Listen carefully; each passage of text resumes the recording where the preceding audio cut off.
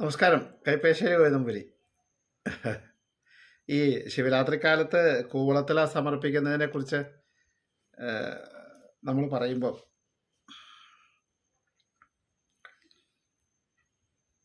ഈ കൂവളത്തിലയുടെ ഒരു ചരിത്രമുണ്ട്. കൂവളത്തിലേക്ക് ഒരു ചരിത്രം എന്താണെന്ന് വെച്ചിട്ടുണ്ടെങ്കിൽ, ഒരിക്കൽ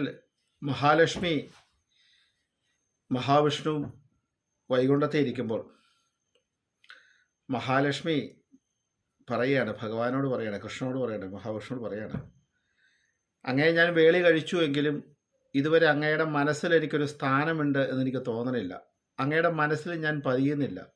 ഒരു ഭാര്യ എന്ന രീതിയിൽ ഞാൻ സങ്കടത്തിലാണ്.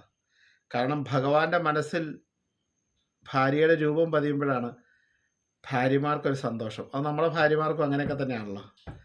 അപ്പോൾ ആ ഭഗവാന്റെ മനസ്സിലേക്ക് ഞാൻ എത്താത്തത് എന്താണ് എന്താണ് മഹാദേവ എന്നല്ല ദേവ എന്ന് അദ്ദേഹത്തോട് ചോദിക്കുക, മഹാവിഷ്ണുവോട് ചോദിക്കുക. ലക്ഷ്മി ഇങ്ങനെ പരാതി പറയുകയാണ്, അങ്ങയുടെ മനസ്സിൽ ഞാൻ വളരെ ശക്തമായ രൂപമാകണില്ല, ശക്തമായിട്ടാകണില്ല, എന്താ അതിന് കാരണം എന്ന് ചോദിച്ചു. അപ്പം മഹാവിഷ്ണു ലക്ഷ്മിയോട് പറയുകയാണ്, എൻ്റെ മനസ്സിൽ മഹാദേവൻ കുടികൊണ്ട് കഴിഞ്ഞു എത്രയോ കാലങ്ങൾക്ക് മുമ്പ്. എൻ്റെ സ്മരണയിൽ പോലും മഹാദേവനുണ്ട്. ഈ മഹാദേവൻ കയറിയ മനസ്സിൽ മറ്റൊരാൾക്ക് പ്രവേശനം ഉണ്ടാവില്ല എന്ന് പറഞ്ഞു. മഹാലക്ഷ്മി വളരെ സങ്കടത്തിലായി. എന്താ ചെയ്യുക? മഹാലക്ഷ്മി അങ്ങനെ മഹാദേവനെ പ്രാർത്ഥിച്ച് നാമജപാദികളൊക്കെ തുടങ്ങി. മഹാദേവൻ പ്രത്യക്ഷമാകണില്ല. അങ്ങനെ വലിയൊരു യജ്ഞത്തിലേക്ക് കിടക്കുകയാണ് ലക്ഷ്മി ദേവി. യജ്ഞത്തിലേക്ക് കിടന്നു, ഭഗവാൻ പ്രത്യക്ഷമാകണില്ല. അത് കഴിഞ്ഞപ്പോൾ സ്വന്തം കൈവിരൽ 3 മുറിച്ച് ഹോമിച്ചു. എന്നിട്ടും മഹാദേവൻ പ്രത്യക്ഷമാവണില്ല. അത് കഴിഞ്ഞപ്പോൾ എന്താ, മഹാലക്ഷ്മി സ്വയം ആത്മഹൂതി അതിനകത്തേക്ക് ഹോമദ്രവ്യമാവാനായിട്ട് തീരുമാനിച്ചു കഴിഞ്ഞപ്പം മഹാദേവൻ മനസ്സിലായി കാര്യങ്ങൾ വളരെ അപകടത്തിലാണ് ഈ പോകുന്നത്. അത് ചെയ്യും ഭഗവതി. കാരണം അത്രയ്ക്ക് പ്രണയമാണ് മഹാവിഷ്ണുവിന് ലക്ഷ്മിക്ക്. അപ്പം എന്താ ചെയ്യണേ? അപ്പം അങ്ങനെ വരാൻ പാടില്ല. ഉടനെ മഹാദേവൻ പ്രത്യക്ഷപ്പെട്ടു, കാര്യങ്ങൾ പറഞ്ഞു കഴിഞ്ഞപ്പം മഹാദേവൻ പറഞ്ഞു, ഞാൻ അങ്ങയുടെ പതിയുടെ മനസ്സിൽ നിന്നും മാറിക്കോളാം,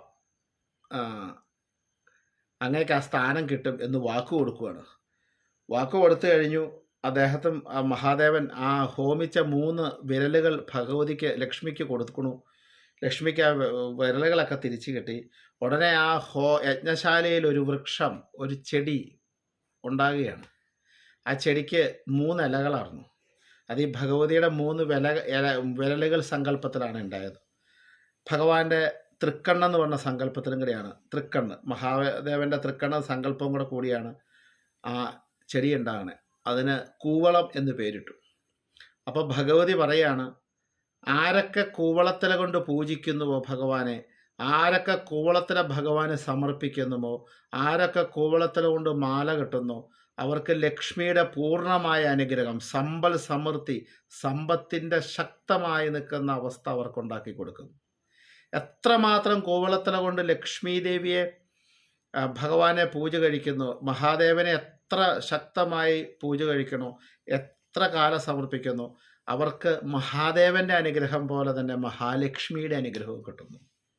ഈ മഹാലക്ഷ്മിയുടെ അനുഗ്രഹം, അതായത് ശരിക്കും ഞാനിപ്പോൾ മഹാദേവൻ ശിവരാത്രിക്ക് മാത്രമല്ല, ശിവരാത്രി വരാൻ പോവുകയാണ്, ശിവരാത്രിക്ക് മാത്രമല്ല, കൂവളത്തില എന്ന് പറയുന്നത് ഭഗവാന് സമർപ്പിച്ചു കഴിഞ്ഞാൽ, കൂവളത്തില മഹാദേവന് സമർപ്പിച്ചു കഴിഞ്ഞാൽ മഹാദേവൻ്റെ അനുഗ്രഹം പോലെ തന്നെ അതുപോലെ അനുഗ്രഹകലയാണ് ലക്ഷ്മിയുടെ. ലക്ഷ്മി കുടികൊള്ളുന്ന സ്ഥലമാണ് കൂവളത്തില. ആ കൂവളത്തില കൊണ്ട് ഭഗവാനെ പൂജ കഴിച്ചാൽ, കൂവളത്തില കൊണ്ട് ഭഗവാന് മാലയായി ചാർത്തിയാൽ, കൂവളത്തില മഹാദേവന് സമർപ്പിച്ചാൽ ലക്ഷ്മി പ്രസാദിക്കപ്പെടും. ലക്ഷ്മി പ്രസാദിപ്പിച്ചാൽ എന്താ, സർവൈശ്വര്യവും സമ്പൽ സമൃദ്ധിയാണ് അർത്ഥം. ഭയങ്കരമായിട്ട് സമ്പത്തിനുടമയായി തരും. അതുകൊണ്ട് ആ കൂവളത്തില എന്ന് പറയുന്നത് ആ ലക്ഷ്മിയുടെ അനുഗ്രഹം കൊണ്ട് ലക്ഷ്മി കുടികൊള്ളുന്ന ആ കൂവളത്തില, ഭഗവാന്റെ തൃക്കണ്ണിൻ്റെ സ്വരൂപത്തിലുള്ള കൂവളത്തില. ആ കൂവളത്തില, കാരണം ലോകത്തിൽ തന്നെ ആ ഭഗവാന്റെ സ്വരൂപത്തിൽ, ഈശ്വരൻ്റെ സ്വരൂപത്തിൽ ഒരു വൃക്ഷം നാട്ടിലുണ്ടായിട്ടുണ്ടെങ്കിൽ അത് കൂവളം മാത്രമേ ഉണ്ടായിട്ടുള്ളൂ. കാരണം ആ 3 കണ്ണുകൾ വൃത്തിയായിട്ട് അതേപോലെ വന്നിരിക്കുന്നത് കൂവളത്തിൽ മാത്രമേ ഉള്ളൂ. കാരണം നമ്മൾ എത്രയൊക്കെ അവിശ്വാസത്തെക്കുറിച്ച് സംസാരിച്ചാൽ പോലും നമുക്ക് 100% നമുക്ക് മനസ്സിലാകും. കാരണം ആ ഭഗവാന്റെ തൃക്കണ്ണ് പോലെ തന്നെ ഉണ്ടായ ഒരു വൃക്ഷമാണ് കൂവളത്തില. അതുകൊണ്ട് ഭഗവാന് ഏറ്റവും പ്രിയപ്പെട്ട, ഏറ്റവും ഇഷ്ടമുള്ള വസ്തുവാണ് കൂവളത്തില.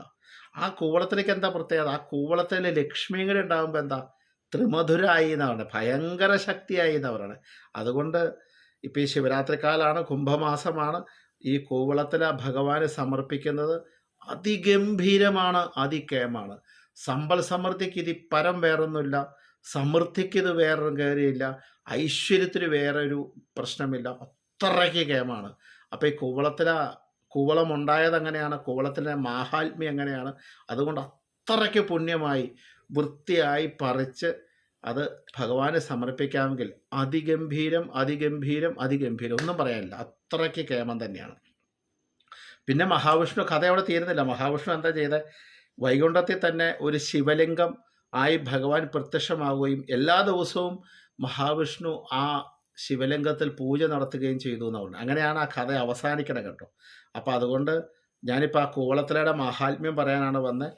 എല്ലാ ദിവസവും ഭഗവാൻ ഒരു കൂവളത്തില ചൂടാൻ കൊടുക്കുവാണെങ്കിൽ അതിനപ്പുറം ഗംഭീരമില്ല. അല്ലെങ്കിൽ എല്ലാ ശനി ഞായർ ദിവസം മഹാദേവനൊരു കൂവളത്തില കൊണ്ട് കൊടുക്കാമെങ്കിൽ അതിഗംഭീരമായൊരവസ്ഥ വേറെ ഇല്ല. ശിവരാത്രി പോലത്തെ, പ്രദോഷം പോലത്തെ വൃത്തിയുള്ള ദിവസങ്ങളിൽ കൂവളത്തില കൊടുത്താൽ അതിൻ്റെ 1000 ഇരട്ടിയാണ് അതിൻ്റെ ഫലം. അതൊന്നിനെ മാത്രമാണ് പ്രതിദാനം ചെയ്യുന്നത്. മഹാദേവൻ്റെ പൂർണ്ണ അനുഗ്രഹം ഉണ്ടാകുന്ന അനുഗ്രഹത്താൽ മഹാദേവൻ എന്ന് സൃഷ്ടിച്ചെടുത്ത വൃക്ഷം എന്നതിനൊക്കെ ഉപരി ആ ഒരു ശക്തിയും അനുഗ്രഹവും കിട്ടുന്നതോടൊപ്പം തന്നെ മഹാലക്ഷ്മിയുടെ പൂർണ്ണമായ മഹാലക്ഷ്മിയുടെ സാന്നിധ്യം ഉൾക്കൊള്ളുന്ന ഇതായതുകൊണ്ട് സമ്പത്തിന് വേറെ ഒന്നും തരേണ്ട കാര്യമില്ല. അത്രയ്ക്ക് കേമാണ്, അത്രയ്ക്ക് ഗംഭീരമാണ്.